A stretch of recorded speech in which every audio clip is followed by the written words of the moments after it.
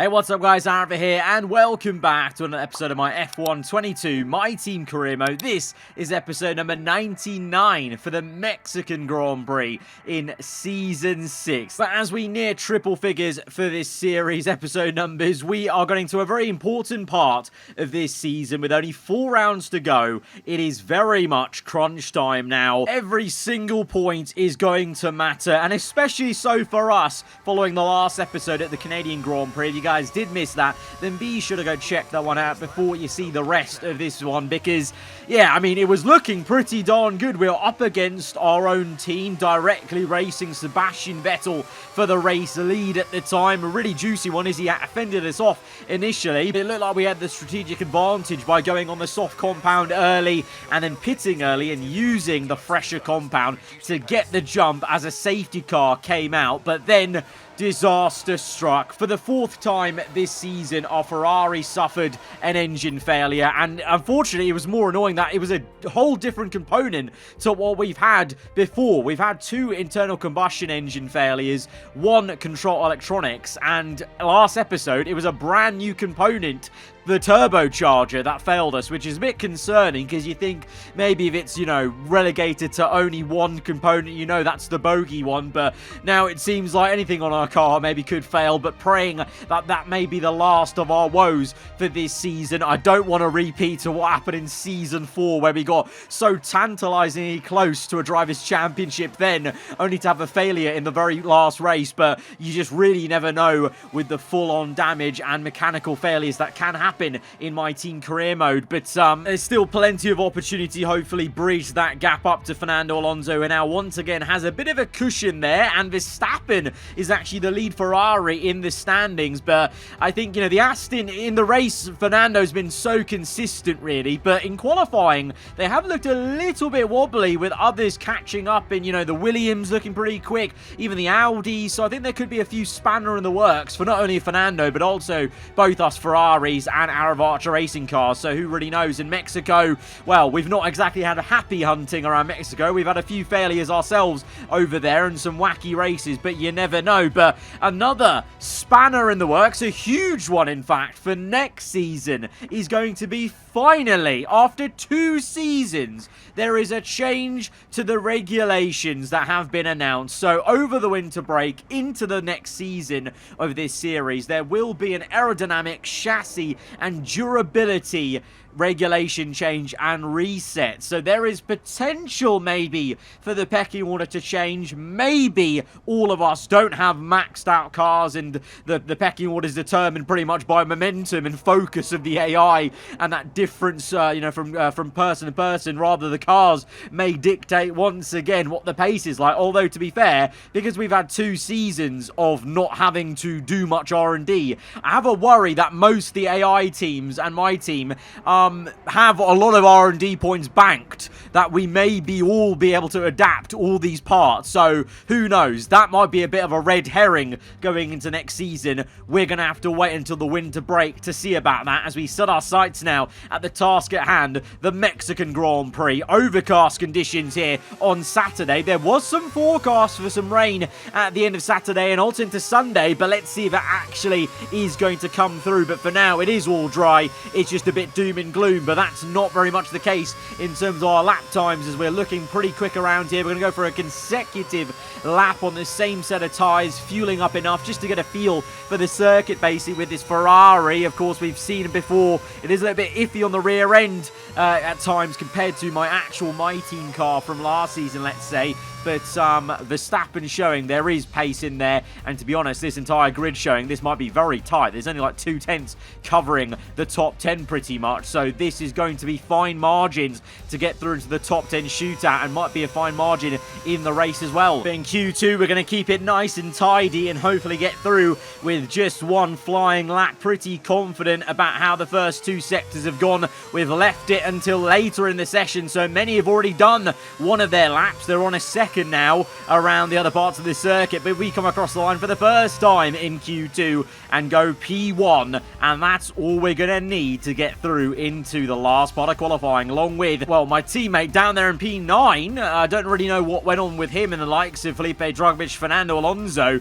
You know, a good couple of tenths off the pace that I set there, but Verstappen was right up there in the previous session, so he'll need to pull up his socks to try and get his head in the game for the last shootout. But one Audi of Lando Norris, Sebastian Vettel looking in fine form, both Golf Porsche Williams looking fast around here over one lap. You know, like they were in Spa, long straights. They'll be able to exploit that. And actually, apologies, Carlos Sainz also made it in. So both Audis could be a threat to any one of us in the championship fight. And Leclerc as well in the Mercedes. But yeah, Alonso and Verstappen will be looking to catapult themselves a bit higher up than they did in this session. And the same for Felipe Drugovich, to be fair. But seems to be a weird dynamic happening in AARava Archer Racing. You know, Drugovich was so quick in the first part of the season.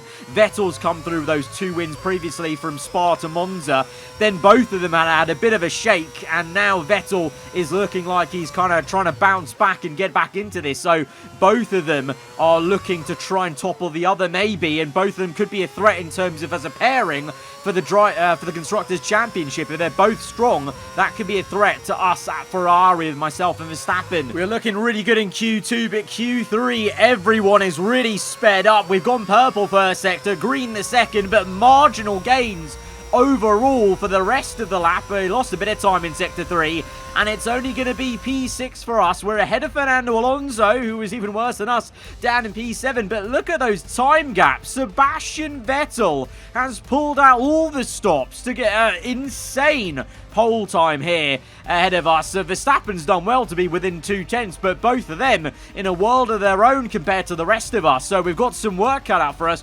Schumacher up there in P3 in the second row alongside Drugovich. Lando Norris in a quick Audi ahead of us on the same row though. But yeah, insane times from Vettel and Verstappen, and you know, myself and Fernando a second 0.2 off the pole. So Vettel's got some race pace around here and might be determined to keep that pole position. Let's hope for the team's sake maybe Verstappen can take the fight to him, and I'm hoping that the slipstreaming down that long main straight will help all of us, maybe reel all of them in, and we're going to have a good fight on this Sunday. Let's go to the grid then, and I'm kind of hoping the rain stays away.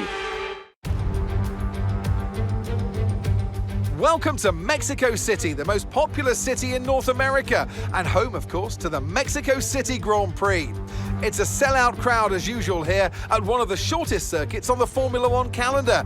And who, I wonder, will they be cheering on the top step of today's podium? We're a long way above sea level here in Mexico today, which could pose some cooling issues for the cars as they make their way around this 2.6-mile lap. 17 corners with top speeds in excess of 220 miles per hour, and watch out for potential overtaking into turns 1 and 4. Before we begin, let's take a quick look at the grid lineup for today's race. Sebastian Vettel will start on pole, a fantastic qualifying from the multiple world champion. Edging out Max Verstappen, who'll start from P2. As we continue through the rest of the grid today, we have Mick Schumacher, Drugovich, Lando Norris, the owner driver, Fernando Alonso, Magnussen, Sainz and Charles Leclerc, Gasly, Oscar Piastri, Nico Hülkenberg and Schwartzman, Bottas, Russell, Daniel Ricciardo and Esteban Ocon, Perez, Tsunoda, Albon and Liam Lawson. And with lights out just moments away, it's time to go down to the track. Joining us today to oversee all the thrills and spills, it's Anthony Davidson. And great to see you. How are you feeling about the race today, and how are the circuit conditions from what you've seen? Well, the surface looks clean enough, but I'm a little bit worried about the track temperature. It's pretty cool out there, which could give some teams difficulties when it comes to keeping their tyres in the right operating window. The cars out there that work their tyres hard and really put a lot of energy through them, they'll be the ones that are better off. Well, it's pretty darn overcast, but I think the rain is going to stay away, and we just should be seeing more sun as we go on through this Grand Prix. That's good news for us, good news for everyone really, looking to try and catch up to those guys on the front row. Vettel and my teammate Max Verstappen in the Ferrari locking out that one, but we're alongside Lando Norris. We've got our championship rival, the one everyone's chasing down, Fernando Alonso, behind us in P7 on the soft compound tyre, I might add. Everyone else here ahead of him is starting on the medium tyres. Now, I would say that's a good move by Alonso, doing what we did in Canada, but I'm sure that's a used set of soft tyres. I've actually got a new set of softs saved up and banked because I saved one by only doing one lap in Q2. So I've got a fresh set of softs to use at the end of the race. So I'm thinking of doing a medium to soft strategy. Alonso clearly is doing the other way around, but I don't think that soft tyre he's got is a new one. So he'll face a lot of tyre wear eventually at the end of this stint. And I think everyone else, I don't think they have any, kind of soft to use maybe, unless they do want to go on a worn set right at the end. So they might be going to the set of hard tyres. So I think we could be in a supreme advantage at the end of this race, being on a soft compound that's got more life than anything else in it. So we're just going to make sure we keep our nose clean in the opening stages of this Grand Prix and, try and just keep up with everyone on these mediums and maybe hopefully hold back Fernando Alonso on those softs. We're coming off the back of a DNF, so I'm definitely determined to try and make this a good result from P6 on the grid. 4 races to go. We go to 5 red lights for the Mexican Grand Prix, and it's underway, and Lando Norris with a great start in the Audi. Schumacher as well. Alonso's past us. Magnussen is past us. It's been a really poor start for ourselves. Everyone's flying into turn 1, 4 abreast maybe into that first apex. Sebastian Vettel still leads the way as we're just trying to keep our nose clean and fend off cars oncoming from behind us. Sainz, Hulkenberg, Gasly, and we're tucked up now behind Fernando Alonso on those fast starting softs, and he's going to pull out to make a move on Magnussen. Another car, the Audi, the AAR racing car. Alonso's gone for the bloody triple overtake there on this soft, so he's got the grip between his teeth to use the soft compound. We try and go round the outside of Norris in the Audi to get up into P6, but the Audi's just going to have a bit too much pace into that left-hander. We're going to have to live to fight another day, and the tyres aren't exactly gripping up very well. Don't know whether the colder conditions are affecting things, but certainly they did on the race start, with so much wheel spin for myself as behind Magnussen, Sainz and Hulkenberg are 3 wide nearly into the stadium section. The Audi is the winner there in P8, and Magnussen falls back down outside the top 10 as we try and keep up with Lando Norris in this train from P2 down to P6. Tail-ended by myself and headed by Verstappen, who remains in second place.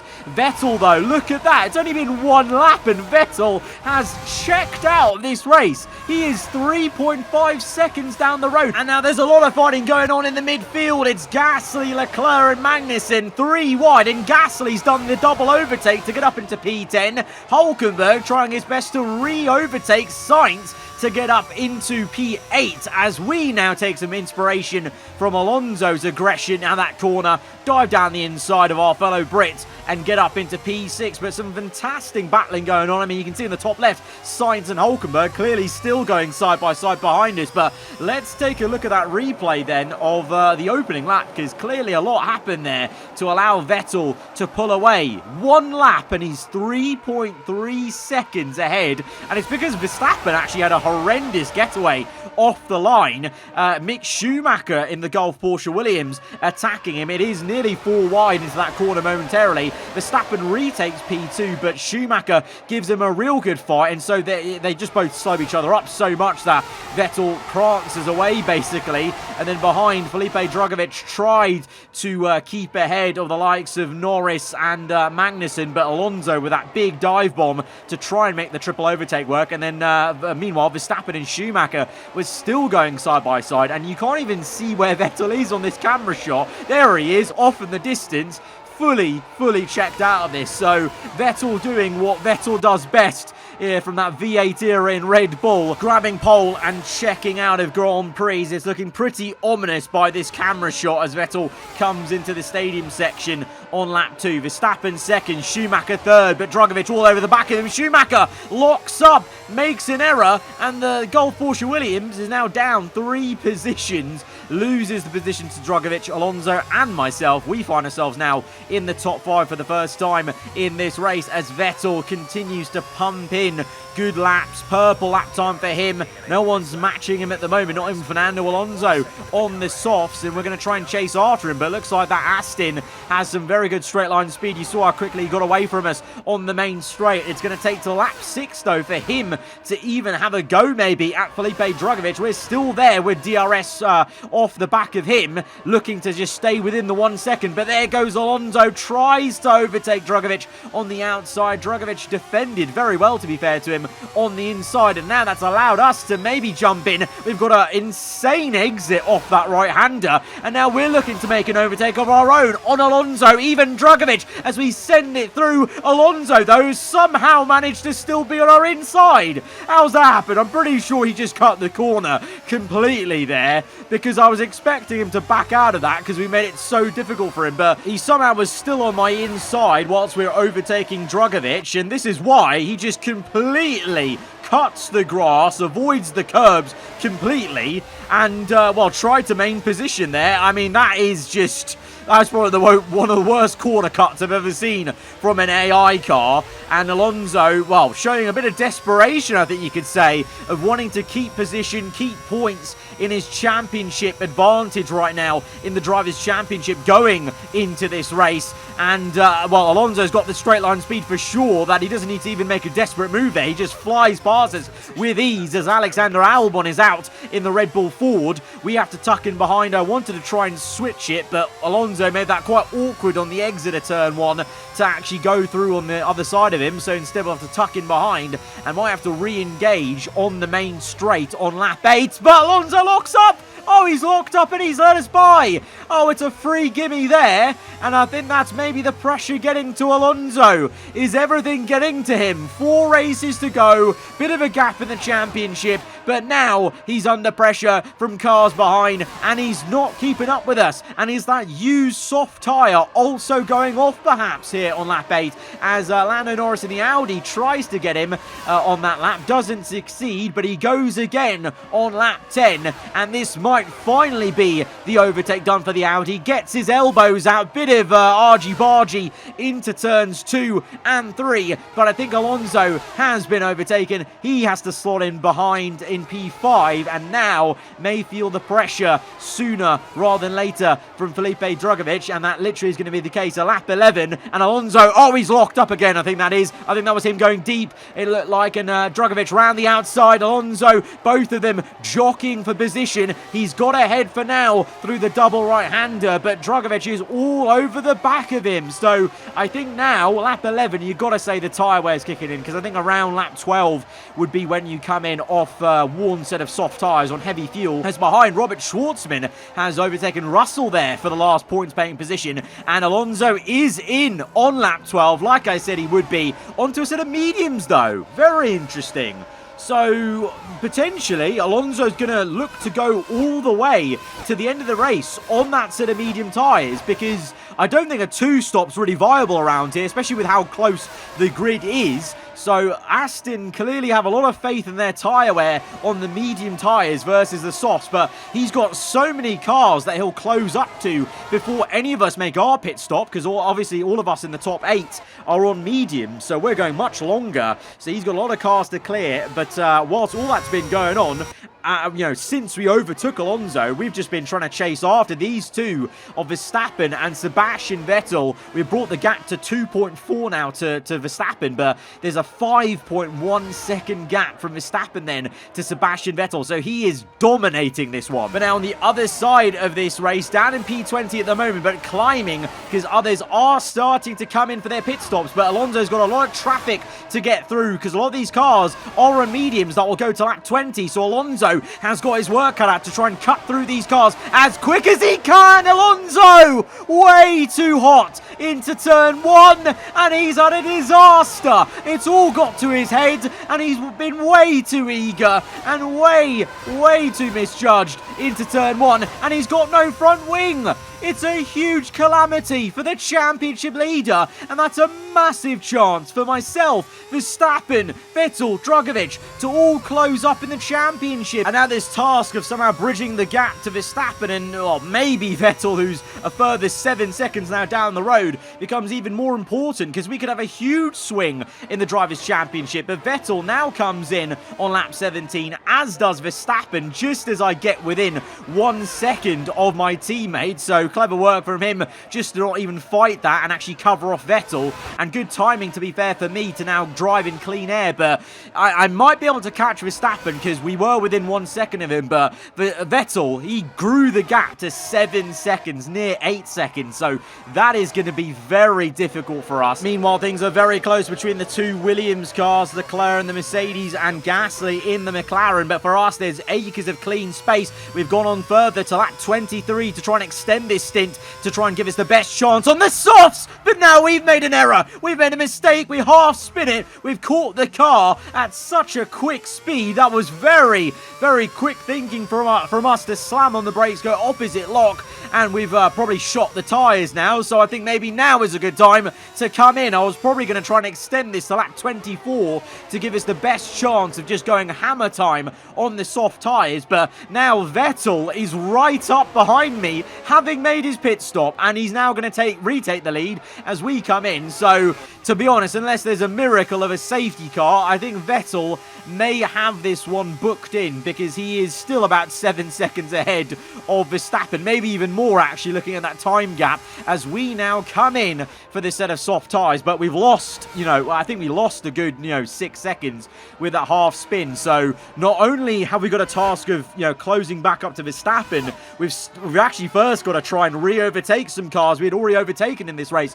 Norris, Drugovich, Gasly is now ahead of us in P5. So the McLaren, he was around P10, but he's somehow turned up in P5 now in the round of pit stop. So very good stuff for him. He's on mediums to the end of the race. The McLaren think he's got the tyre air for it, so maybe that's why he's been able to jump some cars, because he's used a softer compound than the rest, because I believe Drugovich up to Vettel, they're all on hard tyres. So as we close up to the McLaren, we can't quite make a move into that next left-hander, but Gasly may be a tougher customer on medium tyres, but clearly you can see the pace advantage we've got in the corners. Every turn in just seems a bit sharper on these brand spanking new set of soft tyres with 10 laps to go. Gasly, though, putting up a fight, defends, but then has a bit of a twitch. We've basically switched it from left to right. Schumacher now out of the race, unfortunately for him, as we make a bit of contact with Gasly by drifting it through the last couple of corners as we desperately trying to get in this clean air for P5. But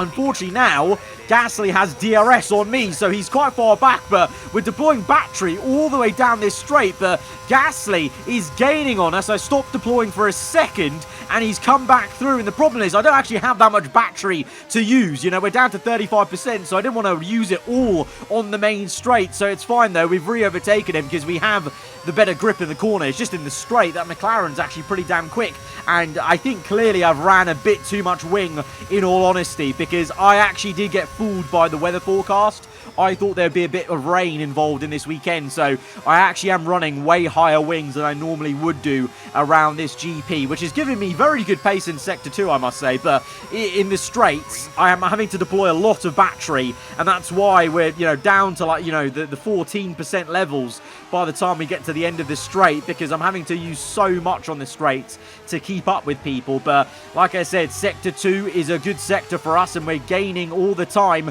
and by lap 29, we've caught back up to Felipe Drugovich and Lando Norris, the two cars we had already overtaken once. We're now going to have to do it all over again, as we are now within DRS of Felipe, but he's got DRS on Lando in the Audi. We're both gaining, and the AAR car might dive down the inside. He is. Bit of contact made as Lando gets the firm defense out into turn 2. I'm trying to get in the middle of it, but it's proving very difficult. I don't know where to go.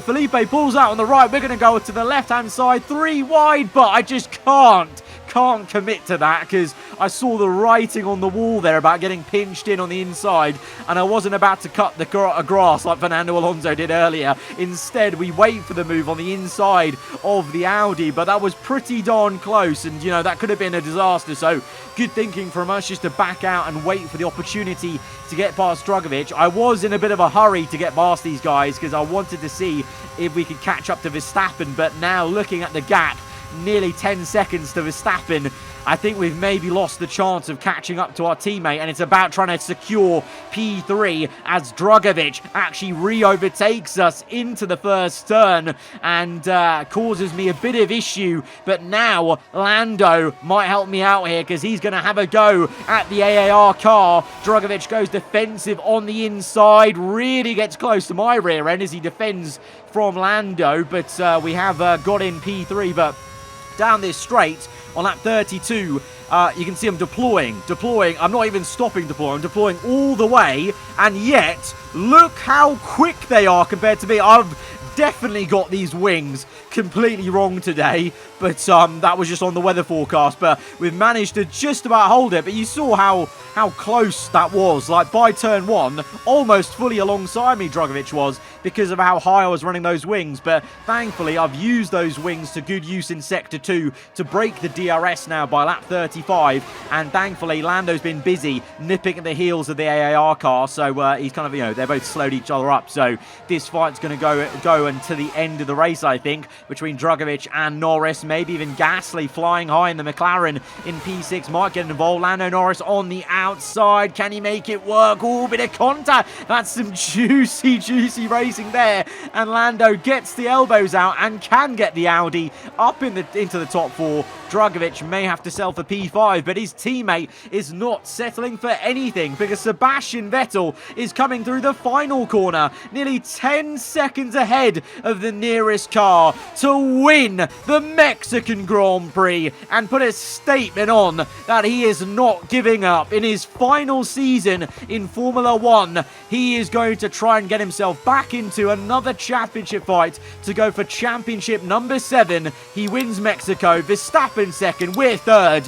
It maybe could have been second place for us if it wasn't for the mistake, the half spin. But really, if we look at it, that would have been the maximum. I don't actually think we would have caught Vettel, because if Verstappen couldn't, yeah, what chance could have we had? But, you know, third place, still very good. Alonso, 0 points. It hardly looked in doubt. Anthony, tell me, what was it that helped them achieve this success? Well, I honestly feel it was down to the driver and car today. I mean, we can talk driver skill all day, but if you don't have a solid team to back that, you're never going to get anywhere. When you hit that sweet spot of having both an excellent driver and an incredible car, that's when you see results like those we witnessed today. We're at it again. An excellent performance at today's Grand Prix, and there's certainly a team that know what they're doing out there. It's certainly been a weird feeling this season, seeing AAR winning when I'm not actually at the team anymore and driving for one of their rivals for Ferrari, because I'm quite proud of how the team is doing over there, led by the driver team principal of Sebastian Vettel, who lifts his third win trophy of the season. But for us, as the rival team at Ferrari, I'm fully focused on the team I'm at the moment, the Scuderia.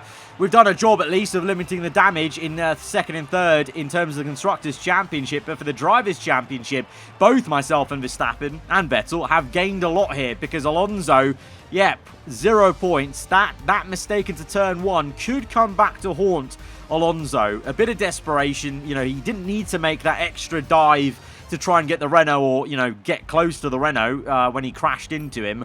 And it resulted in a whole nother pit stop. So he finished down in P15, whilst, well, Drugovich P5, and then, you know, the whole podium were, you know, the guys chasing him down the championship. So it means now, with 3 rounds to go, including the sprint at Brazil next episode, Verstappen leads the championship by 3 points to myself. Alonso now is in third place, 5 points back from Verstappen. Vettel now is only 9 points back from the leader, and Drugovich 15. So with 3 rounds to go, it's bunched up again, and you could say it's anyone's, really, because it was looking pretty comfy for Fernando going into this weekend. But now, you know, Verstappen's there, which I'm a little bit worried about because, you know, he's kind of heating up at the right time with the win last episode. P2 here had us covered in terms of pace. You know, that might be a worrisome on the other side of the garage, but Vettel is also heating up at the right time of this season. But one thing's for certain, myself and Verstappen